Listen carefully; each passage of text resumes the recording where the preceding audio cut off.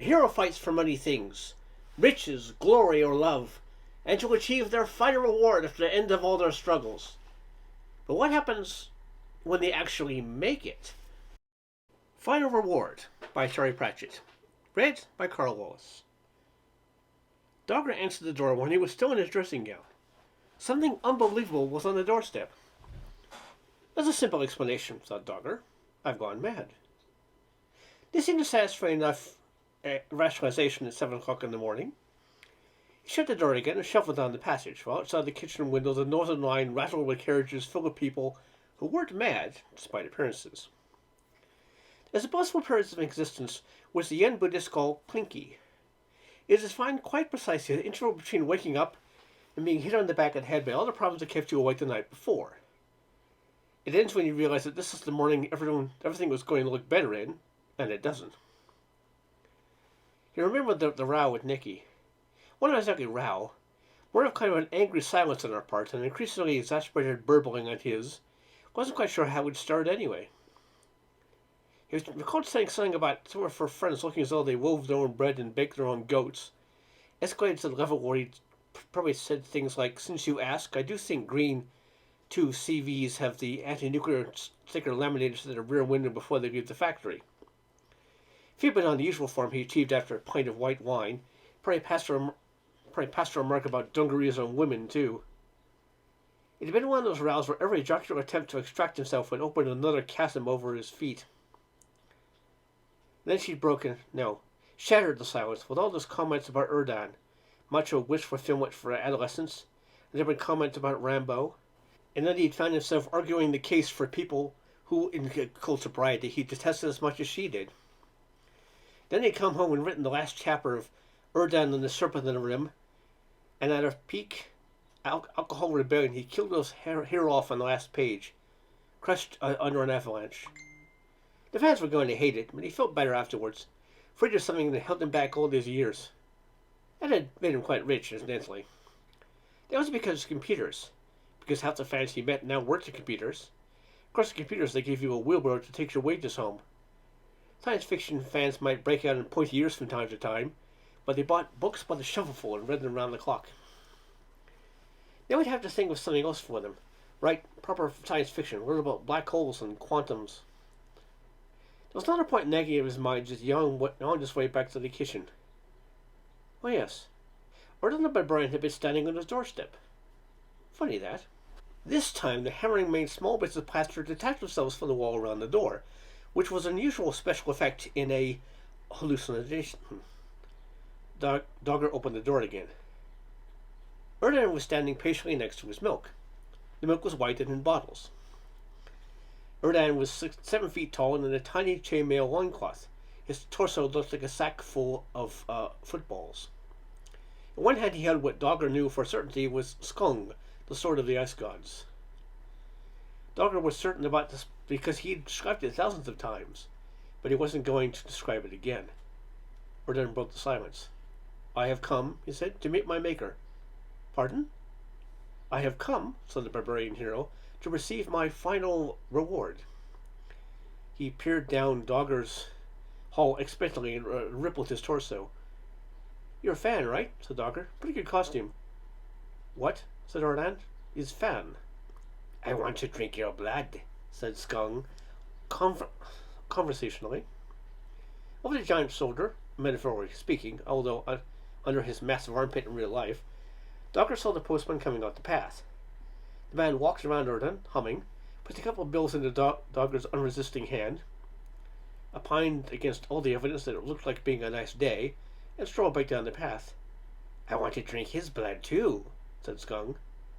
Erdan stood impassively, making it quite clear he was going to stay there until the snow mammoth of High Cooley came home. History records a great many foolish comments, such as, "It looks perfectly safe," or "Indians? What Indians?" A Dogger added to the list with old favorite which has caused more encyclopedias and life insurance policies to be sold than you would have thought possible. "I suppose," he said, "you'd better come in." No one could look that much like Erdan. His leather jacket looked as though it had been stored in a compost heap. His fingernails were purple, his hands calloused, his chest a trestle-work of scars. Something with a mouth the size of an armchair appeared to have got a grip on his arm at some time, but couldn't have liked the taste. What it is, Dogger thought, is I'm externalizing my fantasies. Or I'm probably still asleep. The important thing is to act natural. Well, well, he said.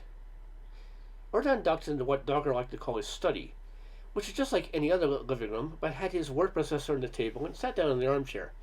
The springs gave a threatening creak. Then he gave Dogger an expectant look. Of course, Dogger told himself, you may just be your everyday homicidal maniac. Your final reward? He said weakly. Erdan nodded.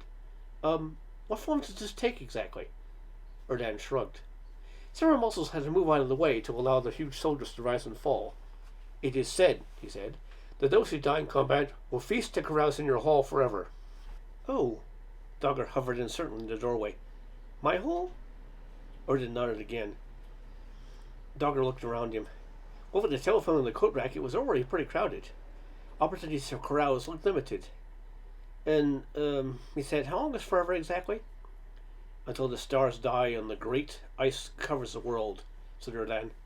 Ah, I thought it might be something like that. Cobham's voice crackled in the earpiece. You've what? It said. I said I'd given it a logger and a chicken leg and put him in front of the TV, said Dogger. You know what? It was the fridge that really impressed him. He says I've got the next ice age set in the prison. What do you think about that? On the TV is how I spy in the world, he says. He's watching Neighbors and he's laughing. Well, what do you expect me to do about it? Look, no one can act that much like Erdan. It'd take weeks just to get the stink right. I mean, it's him. Really him. Just as I've always imagined him. And he's sitting in my study watching soaps. You're my agent. What do I do next? Just calm down. Cobham's voice sounded soothing. Erdan is your creation. You've lived in him for years. Years is okay. Years is in my head. Right now, my house is on my mind. And he's very popular. It's only to be expected that when you take a big step like killing him off. You know I had to do it. I mean, 26 books. The sound of Erdan's laughter boomed through the hall. Okay, so it's played in your mind. I can tell. He's not really there. He said the milkman couldn't see him. The postman, yes.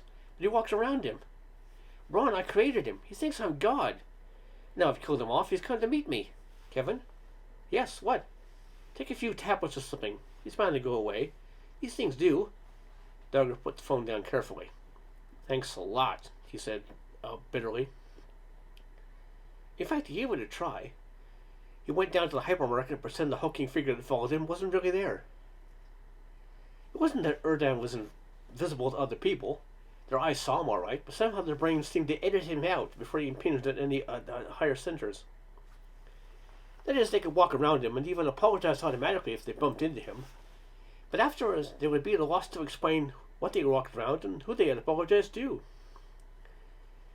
Dogger left him in the maze of shelves, working a desperate theory that if Erdan was out of sight for a while, he might evaporate like smoke. He grabbed a few items, scurried through a blessedly clear checkout, and was on the pavement before a fearful shout made him stiffen and turn around slowly, with someone casters. Erdan had mastered shopping trolleys. Of course, he was really quite bright. He worked out the maze of the mad god in a matter of hours. After all, so a wire box on wheels was a dawdle. He'd even come to terms with the freezer cabinet. Of course, Dogger thought. Erdan on the top of the world, chapter 4. He survived a 10,000-year-old woolly mammoth, fortuitously discovered in the frozen tundra. Dogger had actually done some research about that. It told me it wasn't in fact possible, but what the hell. As far as Erdan was concerned, the wizard Tesco had simply prepared these mammoths in handy portion packs. I watch everyone, said Erdan proudly. I like being dead. Dogger crept up to the trolley. But it's not yours. Erdan looked puzzled. It is now, he said. I took it. Much easy. No fighting. I have drink, I have meat, I have... My name is Tracy, how may I help you? I have small nuts in bag. Dogger pulled aside most of a cow in small polystyrene boxes, and Tracy's mad, terrified eyes looked at him from the depths of the trolley. She extended her sticker gun in both hands, like Dirty Harry about to have his day made, and priced his nose at 98 pence a pound. Soap, said Dogger. It's called soap. Not like Neighbors. This one is useful. You wash with it. He sighed. Vigorous movements of the wet flannel over parts of your body, he went on. It's a novel idea, I know. And this is the bath, he added, and this is the sink. And this is called the lavatory. I explained about it before. It is smaller than the bath, Erdan complained mildly. Yes, nevertheless. These are towels to dry you. This is the toothbrush and this is a razor. He hesitated. You remember, he said, when I put you on the Seraglio of the Emir of the White Mountains? Pretty certain you had to wash and shave then. This is just like that. Where are the houris? There are no houris. You have to do it yourself. A train screamed past, rattling the scrubbing brushes of the wash basin. Erdan growled. It's just a train, said Dogger. A box for traveling. It won't hurt you. Just don't try to kill one. 10 minutes later, Dogger sat listening to Erdan singing, although that in itself wasn't the problem. It was the sound you could imagine floating across a sunset taiga. Water dripped off the white fitting, but that wasn't the problem. The problem was Nicky. It usually was. He was going to meet her after work at the House of Tofu. He was horribly afraid that Erdan would come with him. This was not likely to be good news. His talk with Nicky was bumping on the bottom even before last night, owing to an ill-chosen remark about black stockings last week when he was still on probation for what he'd said ought to be done with mime artists. Nicky liked new men, though the term was probably out of date now. Jesus, he's taken the Guardian to keep up with her and got her on a black mark when he said its children's page read exactly like someone would write to send out to his Sparf Guardian's children's page. Erdan wasn't a new man, and she was bound to notice him. She had a sort of radar for things like that. He had to find a way to send him back. I want to drink your blood, said Skunk from behind the sofa. Oh, shut up. He tried some positive thinking again. It's absolutely impossible that the fictional character creator is having a bath upstairs. It's hallucinations caused by overwork. Of course, I don't feel mad, but I wouldn't, would I? He's a projection, that's it. I've been going through a bad patch lately, basically since I was about 10. Erdan is just a projection of the sort of macho thing I think he secretly wanted to be. Nika said I wrote the books because of that. She said I can't cope with the real world, so none of the problems and the monsters the minute the characters that can handle them. Erdan is how I cope with the world. Never realized that myself. So all I need to do is be positive, and he won't exist. He eyed the pile of manuscripts on the table. What if Conan Doyle had this sort of problem? Perhaps he was just sitting down to tea when Sherlock Holmes knocked at the door, still dripping wet from the Richtofen Falls or whatever, and then started hanging around the house making quick remarks until Doyle trapped him between pages again. He half rose from his chair. That was it. All he had to do was rewrite the... Erdan pushed open the door. Oh, he said, and then stuck his little, relatively little, finger in one ear and made a noise like a cork coming out of a bottle. He was wearing a bath towel. Somehow he looked neat, less scared. Amazing what hot water could do, Dog decided. All my clothes, they prickle, he said cheerfully. Did you try washing them? Said Dogger weakly. They dry all solid like wood, said Erdan. I pray for clothes like gods, mighty Kevin. None of mine would fit, said Dogger.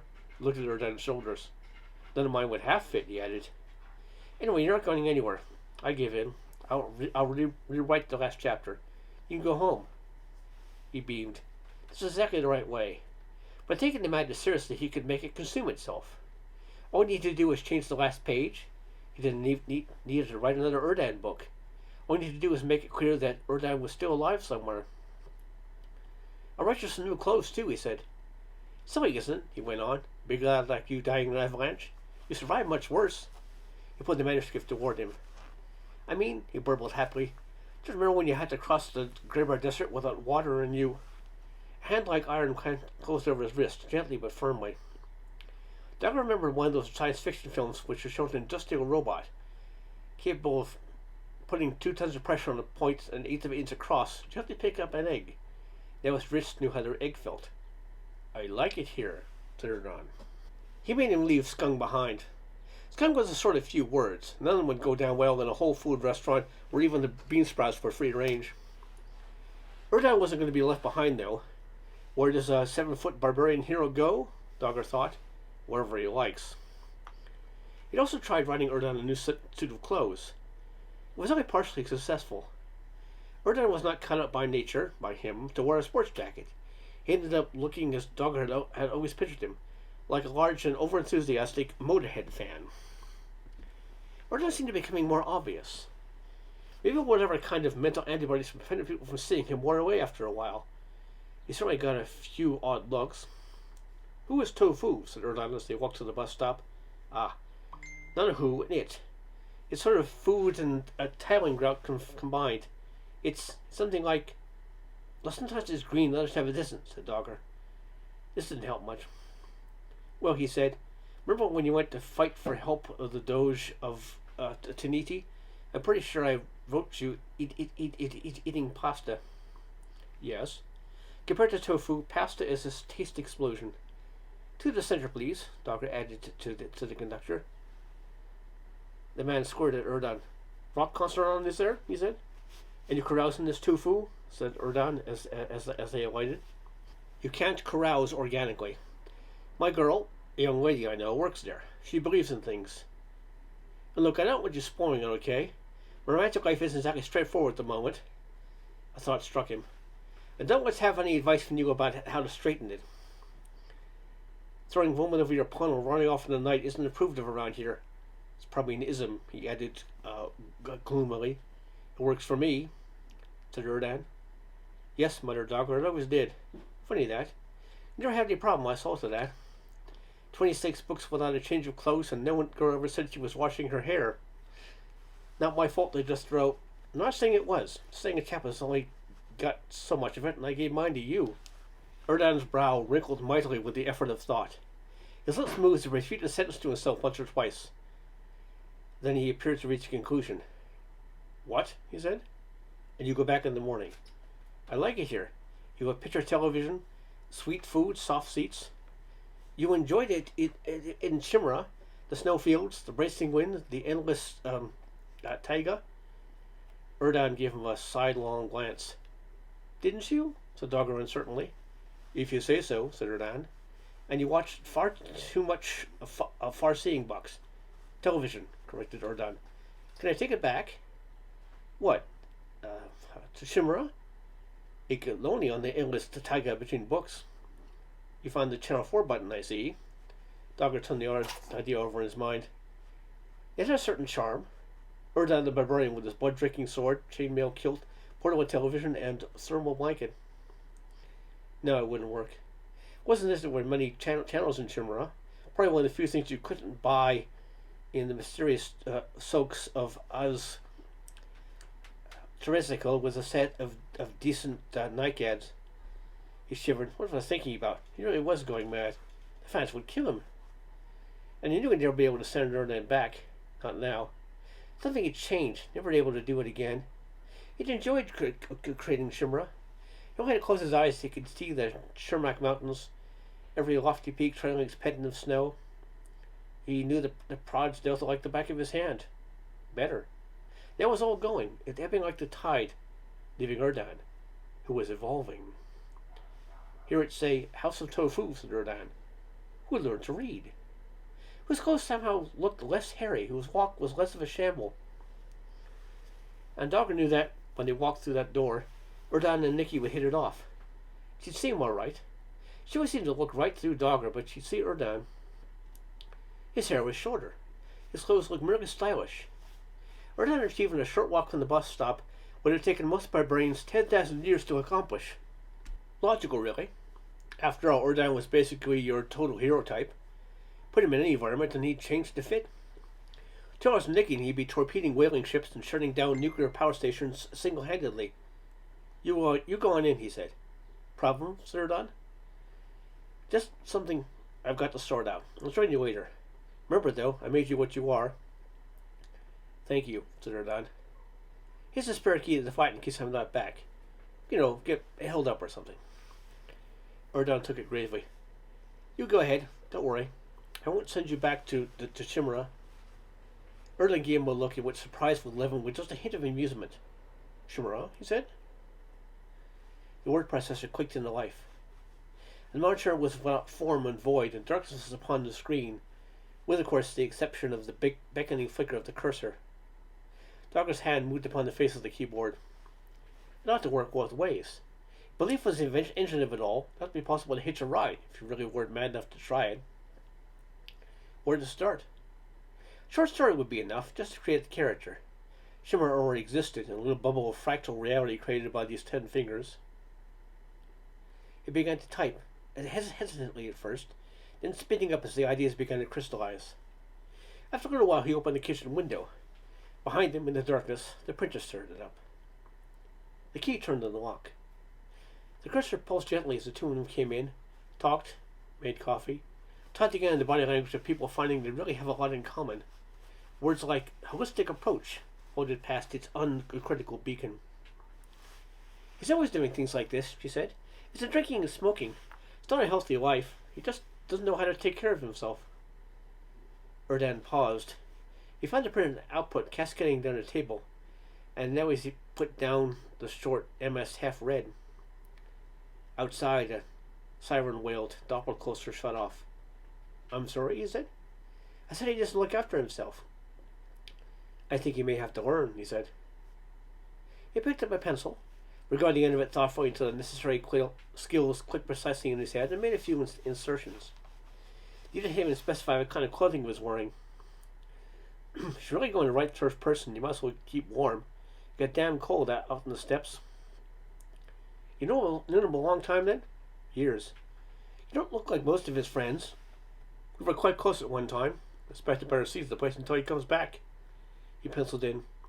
But the welcoming firelight of a scraggling encampment showed through the freezing trees. Scrags were okay. They considered crazy people were great shamans. Kevin should be alright there. Nikki stood up. Well, I'd better be going, she said. The tone and pitch of her voice turned tumblers in his head. You needn't, he said. Certainly up to you, of course. There was a long pause. She walked up behind him and looked over his shoulder, her manner a little awkward. What's this? She said, in an attempt to turn the conversation away from its logical conclusion. Just a story of his. I better mail it in the morning. Oh, are you a writer too? Ordon glanced at the word processor. Compared to the bronze herds of Merkel, it didn't look too fearsome. A whole new life was waiting for him. He could feel it. He could flow out into it. And changed the suit. Just breaking into it, he said. I mean, I quite like Kevin, she said quickly. He just never seemed to relate to the real world. She turned away to hide her embarrassment and peered out of the window. There's a lot of blue lights down the railway line, she said. Erdan made a few more alterations. Are there? He said. And there's people milling about. Oh. Erdan changed the title to The Traveller of the Falcon Song. What he needed was more development, he could see that. He'd write about what he knew. After a bit of thought, he added, Book 1 in the Chronicles of Kevin the Bard Singer. It was the least he could do. The end.